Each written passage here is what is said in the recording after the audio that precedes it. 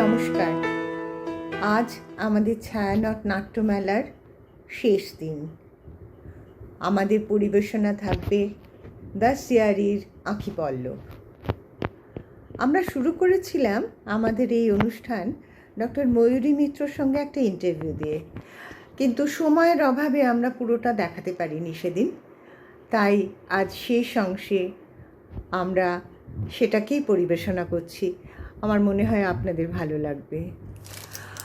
আজকের এই প্যান্ডেমিকে আমাদের জীবনযাত্রা ওলটপালট করে দিয়েছে, কিন্তু আমরা থামছি না।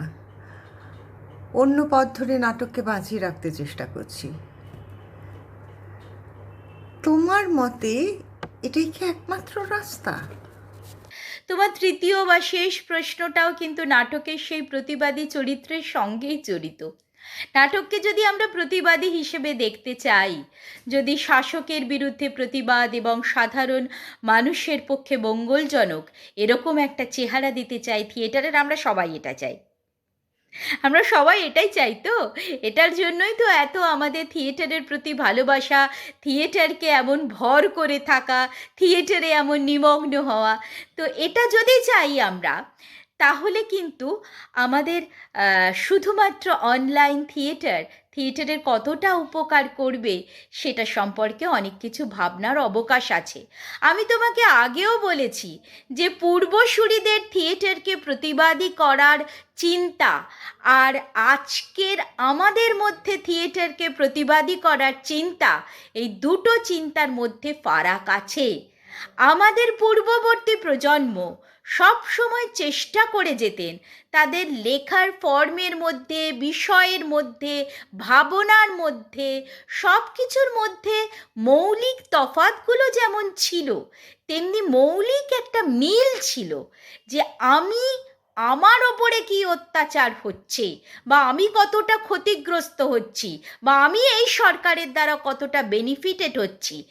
এটা আমার কাছে কোনো ক্রাইটেরিয়াই নয় নাটক লেখার বা নাটক করার। আমার নাটক লেখা এবং সেই নাটককে মঞ্চে নামানোর ক্রাইটেরিয়া হবে এটাই যে সরকারের কোন আইন বা কোন প্রকল্প জনস্বার্থ বিরোধী হচ্ছে। কোন সেই জনগণ? সাধারণ জনগণ। তাদের মধ্যেও যারা বিশেষভাবে বিত্তহীন, সম্বলহীন, যারা দরিদ্র কৃষক, যারা প্রান্তিক স্তরের মানুষ, তাদের কতটা উপকার করা যেতে পারে থিয়েটার দিয়ে, সেইটা ছিল পূর্বসূরিদের মনন এবং চিন্তনের মূল সূত্র। আর আজকে আমরাও প্রতিবাদী নাটক করছি। সেটা কি প্রতিবাদী নাটক? এই দেখো আমি কত প্রতিবাদী। আমি কিভাবে রবীন্দ্রনাথকে ভেঙে ভেঙে নতুন একটা প্রতিবাদী নাটকের জন্ম দিচ্ছি। আরে বাবা, রবীন্দ্রনাথ তো নিজেই একজন প্রতিবাদী। ওর থেকে বড় বৈপ্লবিক নাট্যকার আর আছেন নাকি যিনি রক্তকরবী লিখেছেন? তো তাকে আমি কিভাবে কি ভাঙবো, কিভাবে তাকে আমি উপস্থাপনা করব, তাকে তার মতোই করে উপস্থাপন করব, তাতেই মানুষের উপকার হবে। এইটা হওয়া উচিত মূল সূত্র। আর এটা যদি মূল সূত্র হিসেবে আমরা মেনে নিই যে সাধারণ মানুষের মঙ্গলের জন্য হবে থিয়েটারটা, হতে পারে সেই থিয়েটার থেকে বর্তমানে আমাদের অর্থের আমদানি হচ্ছে, কিন্তু সাধারণ মানুষের পক্ষে মঙ্গলজনক করে তুলতে হবে যেভাবে থিয়েটারটা, সাধারণ মানুষের স্বার্থের পরিপন্থী কোনো আইন যাতে সরকার দেশের করতে না পারেন এমনভাবে ত্রস্ত করে রাখতে হবে আমার নাটক লেখা বা নাটক করার মধ্যে দিয়ে গভর্নমেন্টকে। যেটা কিনা উৎপল দত্তরা লিখেছিলেন, যেটা কিনা মনোজ মিত্ররা লিখেছিলেন, এবং যেটা কিনা বাদল সরকার লিখেছেন, অজিতেশ বন্দ্যোপাধ্যায় লিখেছেন, বহু নাট্য নির্দেশকরা লিখেছেন, বিভাস চক্রবর্তী, অশোক মুখোপাধ্যায়, সবার থেকে বড় শম্ভু মিত্র, তিনি যেভাবে রেখেছেন, তার মতো ওরকম অবিকৃত চেহারায় রবীন্দ্রনাথকে অত প্রাসঙ্গিকভাবে কে উপস্থাপন করেছেন। তো এইগুলো যদি আমরা মাথায় রাখি, তাহলে কিন্তু শুধু অনলাইন থিয়েটার করে পুরোটা থিয়েটারের সেই চরিত্রটাকে ফিরিয়ে আনা যাবে না। আর যদি থিয়েটারে সেই চরিত্রটা ফিরিয়ে আনতে চাই, তার সাথে খুব অটোমেটিক্যালি যুক্ত হয়ে যাবে তখন যে আমাদের নাটকের পিছনে যে শিল্পীরা আছেন, এমনকি আমাদের নাটকের হলগুলিকে কেন্দ্র করে যে চায়ের দোকান, যে খবরের কাগজের দোকান, যে মানে দোকানগুলো তোমার থিয়েটারের পত্রিকা রাখে, হরিদার দোকান সাপোজ, এই যে একটা বিরাট একটা ইন্ডাস্ট্রির মতো গড়ে উঠেছে, এরা কি করবেন? আজকে একাডেমি বন্ধ থাকলে এদের চাটা কোথায় বিক্রি হবে? এরা তো মূলত একাডেমির দর্শক বা রবীন্দ্র সদনের দর্শকের ওপরে নির্ভর করেই দোকানপত্র চালান।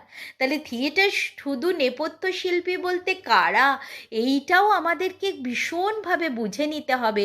শুধু আলো করছেন যিনি, শুধু শব্দ করছেন যিনি, এমন এমন লোকগুলোই শুধু নেপথ্য শিল্পী নন। যারা সাইনবোর্ড টাঙিয়ে দিচ্ছেন, যারা অনেকে ফুরানের কাজ করেন, কন্ট্রাক্ট বেসিসে কাজ করেন, যারা চায়ের দোকানগুলো থিয়েটার দলের দর্শককে কেন্দ্র করে চালান, আশার যারা, পর্দা নামান যারা, এরা সবাই মিলে তো আমাদের থিয়েটারটা ছিল। এরা সবাই মিলেই তো থিয়েটারটা হবে। এরা না হলে, এদের কথা আমরা না ভাবলে, এরাও তো সেই জনগণেরই অংশ যাদের কথা ভেবে আমরা বা আমাদের পূর্বসূরীরা থিয়েটার করেছিলেন সেই গণনাট্যের সময় থেকে। এরাও তো সেই সহায়হীনদেরই অংশ। তো এদের কথাও তো ভাবতে হবে। সেই জন্য আমার মনে হয় শুধু অনলাইন থিয়েটার নয়, মঞ্চে এসে থিয়েটার করতে হবে। এখন ইতিহাসের ছাত্রী হিসেবে আমি তোমাকে একটা কথা বলি, যে প্যান্ডেমিক যখন শুরু হয় না, তখন মানুষের প্রাণকে একটা পিরামিডের মতো যদি আমরা নামি, আমার এই মডেল দিচ্ছি না, আমি তো চিকিৎসক নই, আমি ছোটো ছোটো বাচ্চাদের পড়াই আর থিয়েটার করি আর একটু আধটু লিখি। তো আমার সেই সাধারণ বুদ্ধি বলে, যখন ক্রান্তিকাল উপস্থিত হয়েছে, সারা বিশ্বব্যাপী মহামারী চলছে, তখন একটা পিরামিডের মতো চিন্তা ভাবনা করলে ভালো হয়। মানে আমি অনেকটা করব, এটা না ভেবে ওপর থেকে নামি, জাস্ট একটা ত্রিভুজের মতো ওপর থেকে ছোট একটা বিন্দু দিয়ে যা স্টার্টিং করলে ধরো তোমরা, যে না আমি একটা অনলাইন থিয়েটার করব। এবার সেই থিয়েটারটা যদি তোমার এমন বিষয়গুলো নিয়ে হয়, আমি জানি নাট্যকার মনোজ মিত্রেরও, মানে আমার বাবা, ওনারও একটা থিয়েটার আছে। তো বাকি থিয়েটারের বিষয়গুলো তো আমি জানি না। তো আমার তোমাদের কাছে এটা আবদার, যে যদি অনলাইন থিয়েটারও করো, ঠিক আর অপশন নেই, ধরো আমাদের কাছে আর অপশন নেই, কারণ প্যান্ডেমিক হচ্ছে, এটা একটা তৃতীয় বিশ্বযুদ্ধের মতো হচ্ছে, এখানে মানুষের প্রাণটা আগে বাঁচাতে হবে। প্রাণ বাঁচালে সেই জীবন্ত মানুষকে খাদ্য দিতে হবে। মরা শরীরে তো খাদ্য গোছা যায় না, সেটা মনের খাদ্য হোক আর শরীরের খাদ্য হোক, যে খাদ্যই হোক। তো সেইখানে প্রাণটা দিতে হবে, মানে প্রাণটা আগে বাঁচাতে হবে মানুষের। তাকে অর্থও দিতে হবে, তাকে আবার স্বাস্থ্য পরিষেবাও দিতে হবে, এগুলো তো দিতে হবে। এগুলোর জন্য প্রত্যেকটা অনলাইন থিয়েটারের আগে যদি আমরা একটু একটু করে বক্তব্য রাখি সরকারের জন্য, যে বারবার করে ভাবুন, শুনবে না দিদি, ওরকম শোনে না। সফদার হাসমি কত কি লিখে লিখে তারপর সরকার ত্রস্ত হলেন, তাই তো? তো শুনবে না, হয়তো আমাদের ওপরে রাগ করবেন, ক্রোধ করবেন, কিন্তু তবু ওই প্রতিবাদের জায়গাটা অনলাইন থিয়েটারেও ধরে রাখতে হবে, যে বারবার করে আমরা এটা হ্যামার করব। পরবর্তীকালে যখন আবার অনলাইন থিয়েটার তোমরা করবে, তখন যেন আমরা দেখতে পাই যে তোমাদের নাট্য বিষয়গুলো বাছার মধ্যে সাধারণ মানুষেরা ঢুকে পড়েছেন। নিজেরাও ছোট ছোট নাটক, এতদিন ধরে থিয়েটার তোমাদের দেখছি, তোমাকে দেখে তো, তোমার মতো শিল্পীদের দেখে তো আমরা শিখি, জোর পাই। তো তোমরা যদি নিজেরাও একটু বক্তব্য রাখো যে এদের কথাও ভাবতে হবে, ছোট্ট জায়গা থেকে আমরা শুরু করি, যারা আমাদের থিয়েটারটাকে গড়তে সাহায্য করছেন। তারপরে আমরা বৃহৎ সংখ্যক যে সাধারণ মানুষ, যাদের কথা থিয়েটার বারবার বলে এসেছে, কলকাতার থিয়েটার, বাংলার থিয়েটার, ভারতবর্ষের থিয়েটার, যে আদর্শটা থেকে আমরা বিচ্যুত হতে শুরু করেছি, আমরা সবাই সবাই এই আমির অহংকারে বিচ্যুত হতে শুরু করেছি, সেই জায়গাগুলো যদি প্যান্ডেমিকের মধ্যে আবার ফিরিয়ে আনতে পারি দিদি, তাহলে তো ভীষণ একটা সদর্থক দিক তৈরি হবে থিয়েটারের, তাই না? বলো। প্রণাম নিও দিদি আমার, আর ভালোবাসা নিও। আর 10 ইয়ারি তুমি নাম দিয়েছো, আমি উচ্চারণটা শিখেছি, 10 ইয়ারি। সকলকে আমার শুভেচ্ছা। আমরা তো মঞ্চে ফিরবো, এটা দিয়ে শুরু হোক না, কিন্তু এটা একমাত্র সমাধান না হলেও এটা কিছুটা সমাধান তো বটে। প্রণাম দিদি, সবাই ভালো থেকো, অনুষ্ঠানের সর্বাঙ্গীন সাফল্য কামনা করি।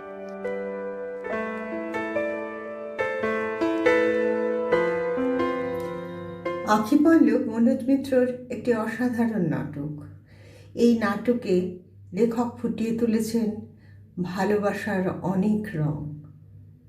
আর ভালোবাসা মানেই তো হারাবার ভয়। দেখুন আঁখি পল্লব।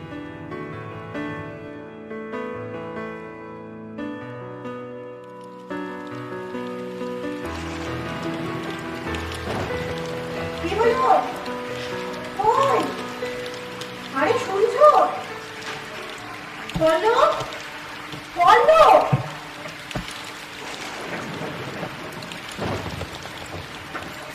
ব্যাপারটা কি? হ্যাঁ, গলা ফাটিয়ে যাচ্ছে, দাঁড়িয়ে ভিজে মরছে, তোমার খেয়াল থাকে না? শুনতে পাইনি। শুনতে পাওনি নাকি শুনেও লড়নি? যাচ্ছে ডাকো, আমাকে তো আর মানুষ জ্ঞান করো না। দাঁড়া। এ মা, যা যা যা যা, সব ভেজে গেছে। তুমি জানলে না পর্যন্ত লাগাবে? নাম্বার 1 সেন্স, নিজের জিনিসগুলো যাতে না ভেজে সেগুলো কিন্তু ঠিক আল্লাহ থেকে সরিয়ে রেখেছে। আমি তো কোনো কিছুতেই হাত দিইনি। তোমার যেখানে যা ছিল দেখো সব ওইভাবে রাখা আছে। হ্যাঁ, তা অবশ্য ঠিক। কোনো জিনিসে হাত দেওয়ার সময় কোথায় তোমার? সর্বক্ষণ জ্ঞান চর্চা, উচ্চ মার্গে বিচরণ, এইসব তুচ্ছ কাজের জন্য লোক তো রয়েছে। এনে তুলেছ আমার এটা বসতে দেয় কি নেই? ছাগল, কুকুর, হাঁস, মুরগি, বাদর, ভাল্লুক, উফ! এই যেন একটা চিড়িয়াখানা। খুশিরে মা, ও খুশিরে মা। আবার ওদের ডাকছো কেন? ওরা কি করবে? কি করবে মানে? খুরশিদ সাহায্য না করলে বাসা আমরা পেতাম না। ও বাবা, কি একেবারে বাসা! এর চেয়ে ভালোবাসা পেতে 1 কাঁড়ি টাকা সেলামে দিতে হতো, পারতে দিতে। এদিকে এসো আখি, তোমাকে একটা জিনিস দেখাই। এই যে পুঁথিখানা, দেখেছি আজ 1 মাস ধরে দেখছি এটার উপর মুখ থুবড়ে পড়ে আছে। অমূল্য আখি। মাস্টারমশাই মৃত্যুকালে আমার হাতে দিয়ে বলেছিলেন, পল্লব তোমাকে একটা সম্পদ দিয়ে গেল। তখন বুঝতে পারিনি স্যার কেন বলেছিলেন। বই মাত্রই ওনার কাছে অমূল্য সম্পদ, এতে আর বিশেষত্ব কি আছে? আছে। বারবার এই বইটা পড়ে আমার এমন একটা ধারণা হয়েছে, আর আমার ধারণাটা যদি সত্যি হয় আখি, এই বাংলাদেশের সংস্কৃতি, শিক্ষা, দর্শনের ইতিহাস একদম বদলে যাবে। যাও সব হবে। কিন্তু এটা মূল কপি নয়, এটা একটা খসড়া, অনেক প্রাচীন কোন বইয়ের খসড়া। কত প্রাচীন, কোন বই? ঠান্ডা লাগছে পল্লব, এই ভেজা কাপড়ে তোমার এই পাগলামি শুনতে হবে? নিমাই একদিন গঙ্গাবক্ষে নৌকা বিহারে বেরিয়েছে, সঙ্গে সতীর্থ রঘুনাথ। নিমাই তার ভাষ্য পাঠ করে শোনাচ্ছেন, আর রঘুনাথ অঝোর ঝড়ে কাঁদছেন। বলছেন, ভাই নিমাই, তোমার এ ভাষ্যের পর কে আর করবে আমার রচনা, বৃথাই গেল আমার সাধনা। নিমাই বললেন, এই কথা? তোমারটাই থাক রঘুনাথ, আমার পাণ্ডুলিপি আমি ছুঁড়ে ফেলে দিলাম গঙ্গায়। গেল গঙ্গায় ভেসে গেল নিমাইয়ের অভূতপূর্ব পাত্র। গল্প শেষ। পৃথিবীতে একটা জিনিস কখনো বিনষ্ট হয় না আখি, আর তার নাম বিদ্যা। নিমাই তার পাণ্ডুলিপি ছুঁড়ে ফেলে দিয়েছিলেন, কিন্তু তার একটা খসড়া, একটা প্রাইমারি ড্রাফট তো থেকে যেতে পারে। আর কেউ যদি সেটা নকল করে। এটা কি সেই পুঁথি, চৈতন্যের প্রাইমারি ড্রাফট? বুঝতে পারছো আখি, বদলে যাচ্ছে না বাংলার ইতিহাস। স্যার কেন বলেছিলেন এটা সম্পদ? আর কতদিন চলবে তোমার এই গবেষণা? একটা ডেডলাইন ঠিক করে দিতে পারো আমায়? আরে এটা কি স্কুলের পরীক্ষা? সময় বেঁধে গবেষণা করা যায় না, করার জেগে শেষ করে ফেললো, তাই কি হয়? নয়তো কি, দুটো বই পড়ে এধার থেকে ওধার থেকে টুকে খেজি পেজিটা পর্যন্ত ডক্টরেট পেয়ে যাচ্ছে।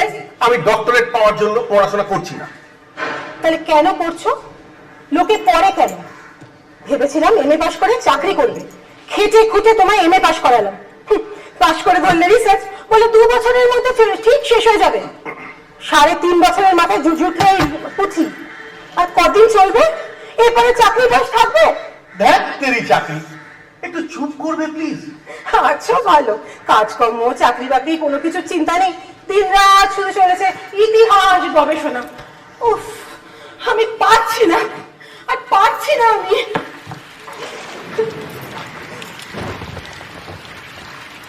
এইটা এটা কি হবে? গাটা মুছে ফেলো।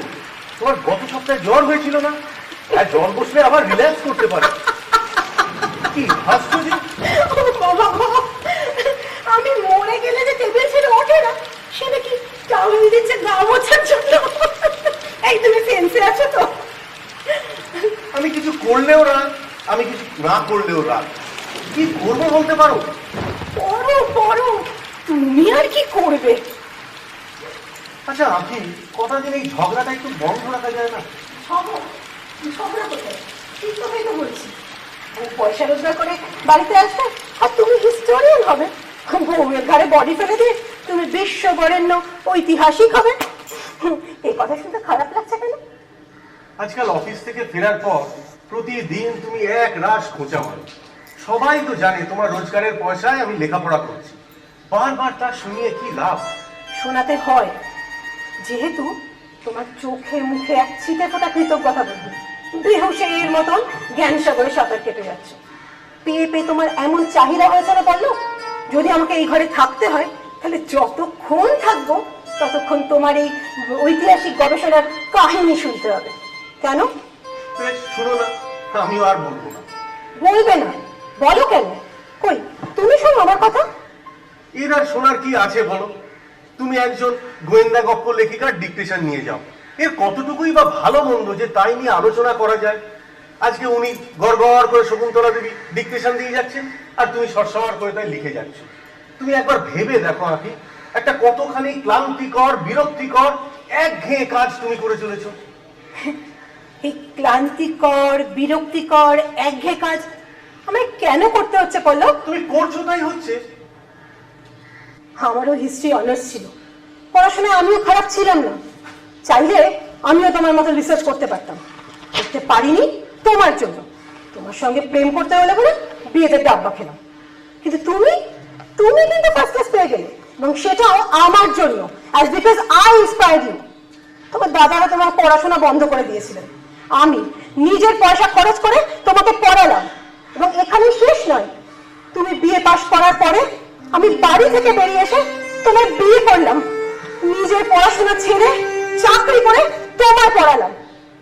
এরপর বুঝতে পারছো বললো, তোমার ভালোবাসা আমার 12টা বাজ বাজিয়েছে, এই ক্লান্তিকর একঘেয়ে জীবনে আমায় ঢুকিয়েছে।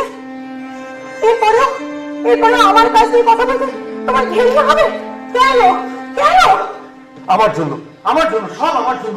আঁকি প্লিজ বইটা রেখে দাও, খুব দামি পুঁথি, নষ্ট হয়ে যাবে। আমার বইতে তুমি কখনো হাত দেবে না। এসব দামি বই পয়সা দিয়ে পাওয়া যায় না, কখনো ধরবে না তুমি আমার কোনো জিনিস। এটা কি? এটা আমার নাম লেখা। কি চিঠিটা কোথায়? কি চিঠি? খালি খামটা পড়ে আছে, বললো ভিতরে চিঠিটা কোথায়? আরে ওটা কোনো পুরনো খাম হবে। না না, এটা তো আগে কখনো দেখিনি। তুমি ঠিক করে মনে করে বলো, এটা কোথা থেকে এসেছে, কে লিখেছে? বলো বলো বলো। ফর হেভেনস সেক, একটু চুপ করবে? এসে থেকে তুমি এমন হইচই করছো যে আমার সব গোলমাল হয়ে যাচ্ছে। আমি কি পড়ছিলাম তাই ভুলে যাচ্ছি। আমার ন্যায়শাস্ত্র বইটা কোথায় রাখলে? আমার মাথা গন্ডগোল হয়ে যাচ্ছে। আমি অনেকগুলো চাকরির দরখাস্ত করেছি, তাই কোনোবার ইন্টারভিউ দিলেন নয় তো? আরে না রে বাবা না, কোনো একটা দোকানের বিজ্ঞাপনের কাগজ বোধহয়, ও আমি ফেলে দিয়েছি।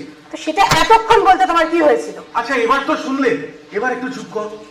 ঠিক আছে, একদম চুপ করলাম, আর একটাও কথা বলবো না। তুমি পড়ো আর শোনো, তুমিও আমার সাথে একটাও কথা বলবে না। আজকে বিকেলে যা ঘটলো এটা কোনোভাবেই আঁকিকে বলা যাবে না।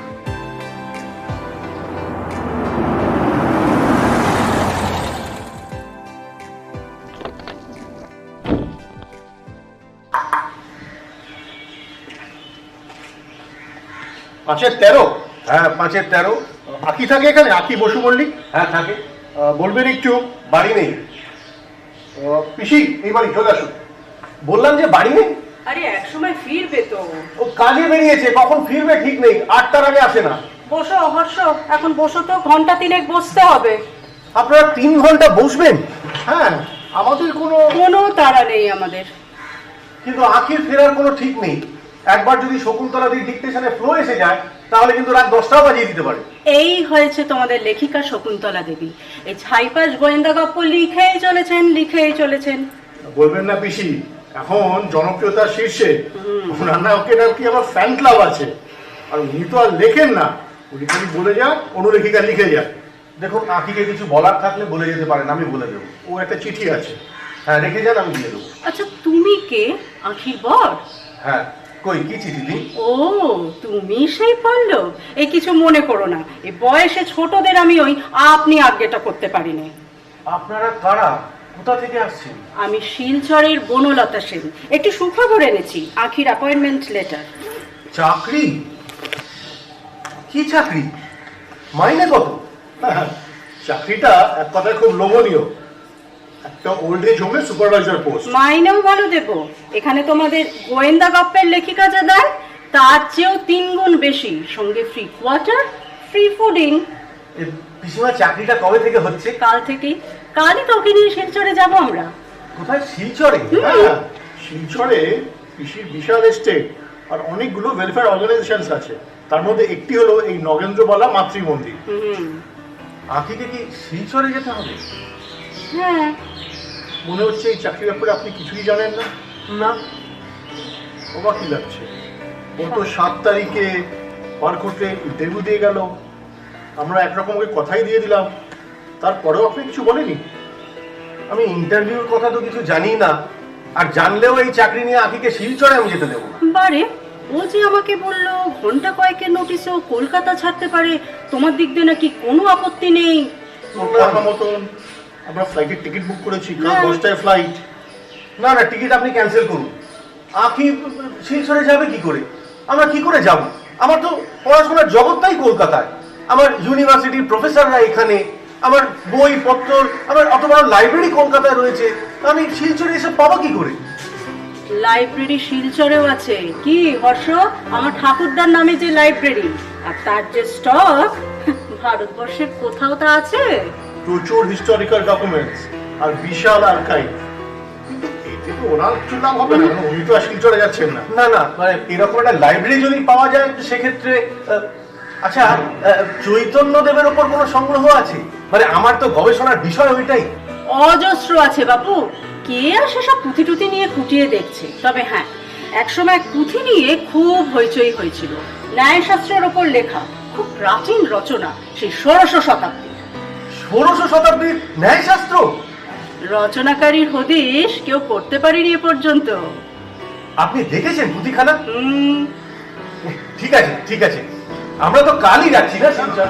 আপনি ভুল করছেন পল্লববাবু, চাকরিটা পেয়েছে আখি, আখি যাবে শিলচরে। তার মানে এটা এই নগেন্দ্রবালা মাতৃমন্দিরের নিয়ম। আখি জানে এটা? ডেফিনেটলি, ডিটেলস আলোচনা হয়েছে। এসব জেনেও সে রাজি হয়েছে? না হলে আমরা এলাম কেন? না না না, আমি ভাবছি মেয়েটা কি ডেঞ্জারাস। হ্যাঁ, স্বামীর কাছে সব গোপন করে তলে তলে কলকাতা ছেড়ে ভেগে পড়তে চাইছে। না, এটা আখি পার্সোনাল ব্যাপার বেশি। একে একদমই আমরা বলতে পারি না ডেঞ্জারাস। আর আখি সব দিকে দেখতে শুনতে খুব সুন্দর। তোমাদের এই ছেলে ছোকরাদের নিয়ে না বড় মুশকিল হর্ষ। কারণ চেহারা সুন্দর দেখলে তোমরা আর কিচ্ছুটি দেখতে চাও না, বলি অতি ধূর্ত মেয়ে। এই তুমি জোরাজুরি করলে বলি না আমাকে ওকে চাকরিটা দিতে হলো। ঠিক আছে, আখি আসুক, আপনার সামনে কথা হয়ে যাবে। শুনুন, আখি এই চাকরি করবে না, ও শিলচরে যাবে না। আমাকে ছেড়ে আখি যেতে পারবে না।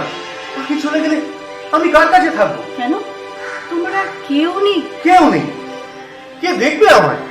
আমায় খেতে দেবে কে? আমার লেখাপড়া, আমার ঘর সংসার, আমার টাকা রোজগার করে দেবে কে? আমার রিসার্চ কি হবে? আমার তো সব মাথা গোলমাল হয়ে যাচ্ছে। ছেলে মশু করবেন না পল্লববাবু। আপনি থামুন তো। রাত্রির বেলায় যখন আমি জেগে জেগে পড়ি, আমার পিঠ ভর্তি মশা, তখন আমার পিঠে কে চাদর বুলিয়ে দেয়? আমার কে? এসব আপনি ওকে বলবেন, আমাদের বলে কি লাভ? না না না না না, এই মেয়েটাকে আমি কিছুতেই বিশ্বাস করতে পারছি না হর্ষ। আমার তো মনে হচ্ছে শিলচরে পালিয়ে গিয়ে হয়তো কে টাকাটাও পাঠাবে না। সেটা আমাদের বিবেচ্য বিষয় নয় বেশি। উনি চাকরি চেয়েছে, আমাদের ওকে পছন্দ হয়েছে, ব্যাস ব্যাপারটা ফুরিয়ে গেল।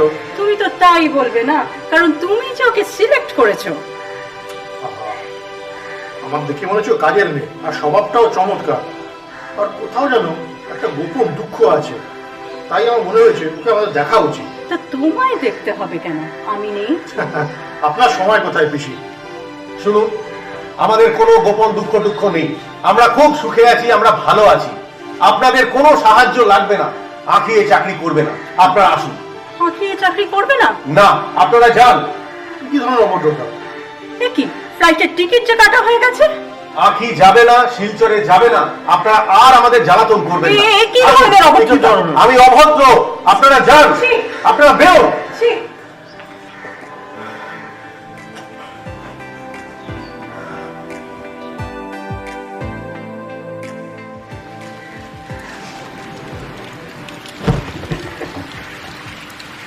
কি দুধ? হ্যাঁ, খাও দুধ।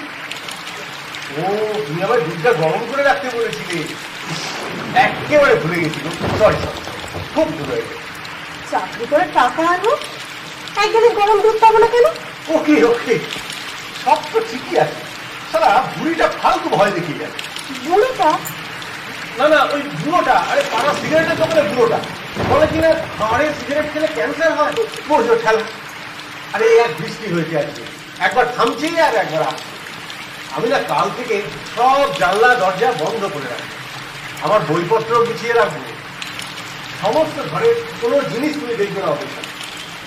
জানা পড়লো, ভাবছি শকুন্তলাদের লেখার কাছে ছেড়ে দেবো, একটা একটা একটা নতুন চাকরি ধরবো। কেন? এটা তো তোমার খুব আরামের চাকরি। আরাম না, লিখতে লিখতে ঘাড় মাথা টনটন করে, কোমরে ব্যথা করে। একটু রেস্ট নিয়ে নিয়ে লেখো না কেন? শকুন্তলা দিকে বলতেই পারো। রেস্ট? রেস্ট নেওয়ার সময় আছে? এই তো পুজোর সময় 10খানা ঢাউস উপন্যাসের বায়না করে রেখেছেন, সম্পাদকরা করে পিছনে পড়ে আছে। কি যাচ্ছে? আরে খুশি, আম্মা কইল ভাবি নাকি খুব রেগে আছেন। কি হয়েছে ভাবি? খুরশিদ, তোমার বোনেরা আকি দাদারে ডিস্টার্ব করেছে? দিন রাত যদি হুটহাট এধারে ঘোরাঘুরি করে, তাহলে দাদা মন দিয়ে লেখাপড়া করবে কি করে? না, তোমার বোনেরা না খুশি, ভাল্লু। কালা সাহেব? হ্যাঁ খুশি, তোমার কালা সাহেবকে একটু রাতের বেলায় অন্য কোথাও রাখতে পারো না? তো ভাবি ভয় পায়। ও আমাদের সাথে আমাদের ঘরেই থাকবে দাদা। আরে কদিনই বা বাঁচবে? কালা সাহেবের ইন্তেকাল এসে গেছে। মানে বাঁচবে না? না ভাবি, রোগ বেঁধেছে। পাতি কুকুরের মোড়ে আজ খেলা চলছিল, নাচতে নাচতে কালা সাহেব চক্কর খেয়ে ঘুরে লুটিয়ে পড়লো। লোকজন হাসছে, ভাবছে এই বুঝি খেলা, কিন্তু আমি তো বুঝেছি। খুরশিদ ভাই, বিশ্বাস করো আমরা জানতাম না তোমাদের এই অবস্থা। জানলে জানলে কখনো এরকম চিৎকার করতাম না। বলো। না না, আগে দরকার দাদার লেখাপড়া। আসলে হয়েছে কি দাদা, এই পাড়ায় তো আর বই কিতাবের পাঠ নাই। বেশ বেশ বেশ, তুমি চিন্তা করো না খুশি, তুমি দেখো তোমার কালা সাহেবকে, ও জ্বর, তুমি ওকে আগে যত্ন করো। ঠিক তো দাদা, কসম খেয়ে বলো, পাড়ার লোকে আরো ঘাবড়ে গেছে বিকেলে ওই অ্যাম্বাসেডার ঢুকতে দেখে। ভাবছে তোমরা বুঝি গাড়িতে করে চলে যাবে। অ্যাম্বাসাডর? হ্যাঁ, সাদা গাড়ি। সাদা অ্যাম্বাসাডারে কারা? কি জানি, হামিদা তো ওদের ঘর চিনিয়ে দিয়েছে বললে। ও বিকেলে, তাই না? হ্যাঁ, আমি ওদের ঘরে ঢুকতে দেখেছি। ও আচ্ছা আচ্ছা, খুশি তুমি যাও, কালা সাহেবকে ডাকো, খুব অসুখ। দুজন ছিলেন, দুজন, একজন বুড়ি আর একজন। আচ্ছা আচ্ছা, তুমি কালা সাহেবকে দেখো। যাই দাদা। কারা এসেছিল? আরে আমার এক বন্ধুর মা, ওই ওই যে, তুমি চিনবে না। আমার কাছে একজনের আসার কথা আছে। কার? তুমি চিনবে না। একটা চাকরির কথা হচ্ছে, খুব আশা দিয়েছে, হলে হলে শিগগির হবে। কোথায়, কি চাকরি? হলে বলবো, নইলে বলবোই না। আচ্ছা এখন এসব পাগলামো থাক, আগে আমার কাজগুলো শেষ করতে দাও। কাজ? তোমার কাছে তোমার আনন্দ আছে, খ্যাতি আছে, আমার কি আছে বলতে পারো? এই যে দিনের পর দিন, পাতার পর পাতা পরের গল্প ঢুকে যাচ্ছি, এতে আমার কি কৃতিত্ব আছে? এই চাকরিটার জন্য না, এই চাকরিটার জন্য আমি হাপিত্তেশ করে আছি। যদি পেয়ে যাই তাহলে দূরে কোথাও চলে যেতে পারি। পড়লো পড়লো আমার বাড়িতে 500 বছরের পুরনো একটা পুঁথি, অমূল্য সম্পদ, আর সেটা ছেড়ে কিনা আমি দুধ গরম করছি। কোনো সেন্স আছে? তোমরা আমাকে উত্তক্ত করে দিচ্ছ। আমি আমি নিজের লেখাপড়া নিয়ে কিছু ভাবতেই পারছি না। আমি আর পারবো না এরকম করলে। আমি থাকবো না তোমার সঙ্গে। হ্যাঁ থাকি, আমার পড়াশোনা হবে না? আমার দাদারা আমার পড়ার খরচ দিচ্ছে না? ও আখি আমি সুইসাইড করবো? আরেকদিন তো ঘুমের বড়ি খেয়ে আরেক কাণ্ড বাঁধালে। আমি কোথায় ভাবলাম ছেলেটা মরবে, তার থেকে আমি খাটি, ও পড়ুক। আমারই ভুল হয়েছে, আমারই ভুল হয়েছে। আমি থাকবো না তোমার সঙ্গে, থাকবো না। এটা পথ পেরিয়ে চলে যাবো।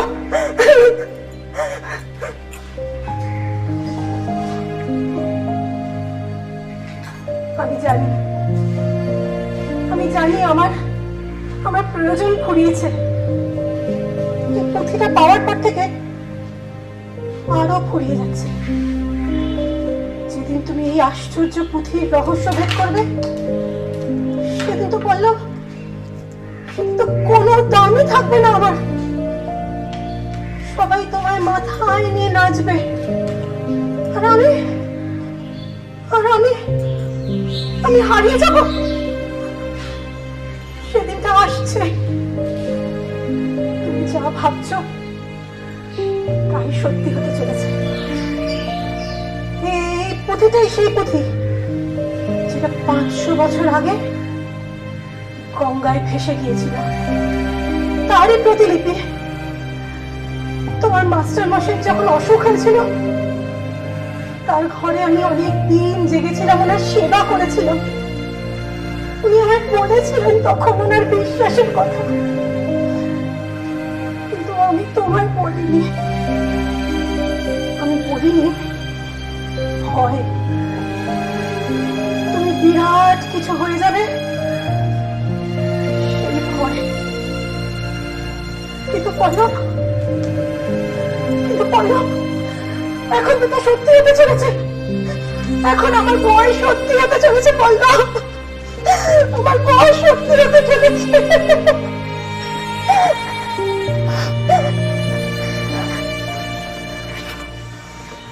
কি হচ্ছে নাকি? সিগারেট? সিগারেট নেই। সে কি রোজই তো আনো? আর আনবো না, ব্যাস। আমার ব্যাগে হাত দেবে না তুমি। কেন ব্যাগে হাত দিলে কি হয়েছে? আমি পছন্দ করি না। তুমি সিরিয়াসলি বলছো? ও পল্লব, নিশ্চিত দেবে আমায়? আমায় কেন দিতে হবে?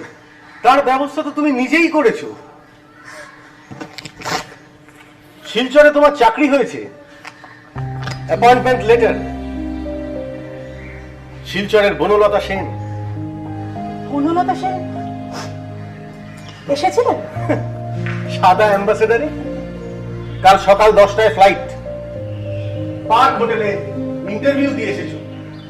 সেখানে বলেছো কয়েক ঘন্টার নোটিসে তুমি কলকাতা ছাড়তে পারো, আমাকে ছাড়তে পারো। তোমার নিষ্কৃতি, তুমি তো নিজেই তার ব্যবস্থা করলে।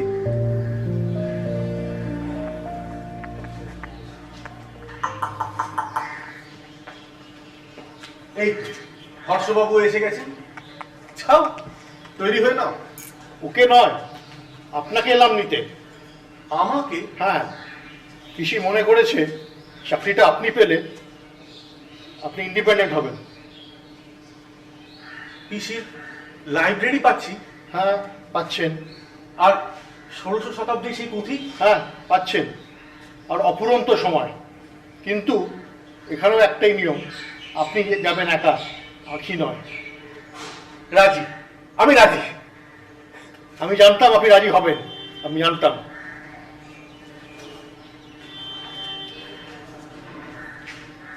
Thank you.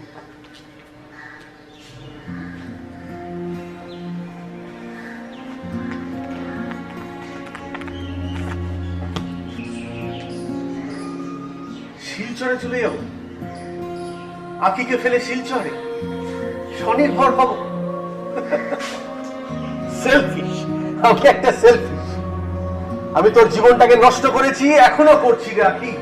আমি তোকে এক্সপ্লয়েট করেছি। আমার আর ইচ্ছে করে না বেঁচে থাকতে। কি এমন বই দিয়ে গেলেন মাস্টার মশাই যে আমি আখিকে ফেলে শিলচরে চলে যাব, নিজের পায়ে দাঁড়াবো? এবং সাংঘাতিক কল্পনাগুলো কেন আমার মাথায় আসছে?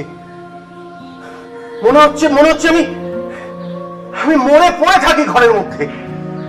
উফ।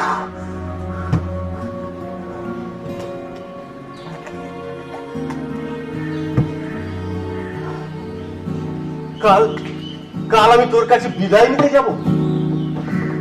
আমি কি বলে বিদায় নেব? তুই তো আমায় ঘেন্না করবি। তার থেকে আমার মরে যাওয়াই ভালো। তোকে ছেড়ে যাওয়ার আগে আমি মরবো আখি, আমি মরবো।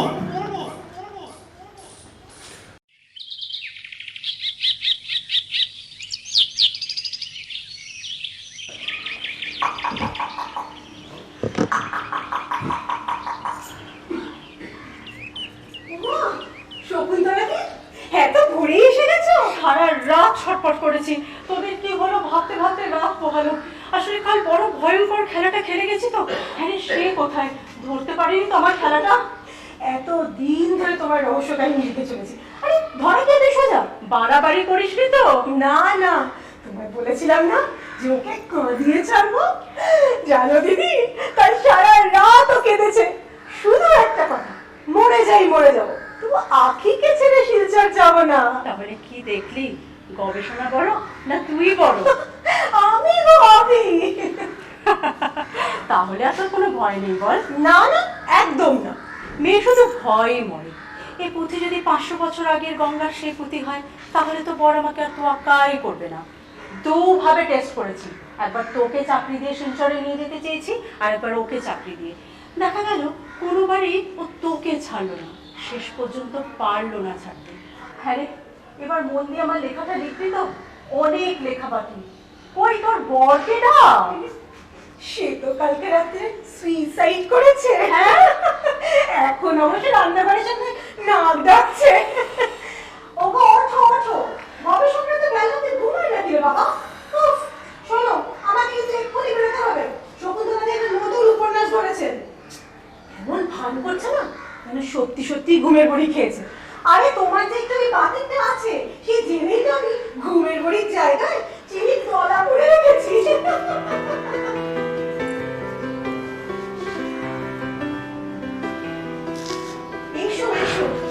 এসো, এই দেখো, শিলচরে বনলতা সেন।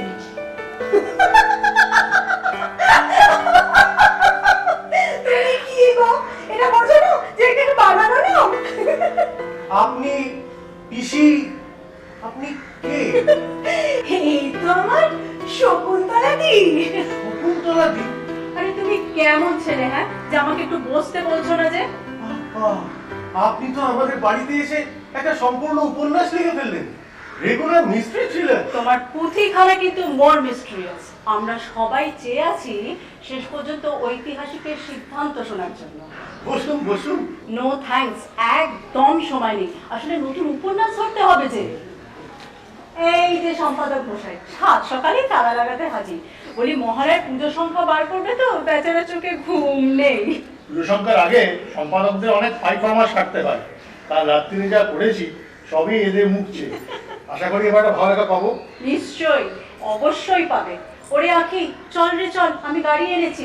তোমরা এগো, আমি আসছি। চলো রে সম্পাদক।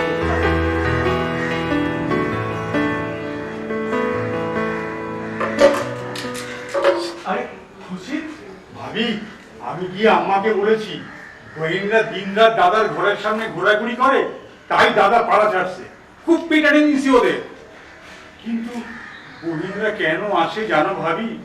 ছেলে মানুষ তো, দাদার কিতাব বুনতে আসে। ভাবে একটা লোকে কত কিতাব পড়তে পারে। তোমরা কিন্তু ছেড়ে যেও না ভাবি, সাদা অ্যাম্বাসাডার আজও এসেছে। তোমার কোনো চিন্তা নেই, আমরা কোথাও যাচ্ছি না। তুমি নিশ্চিন্তে কাজে যাও। যাই।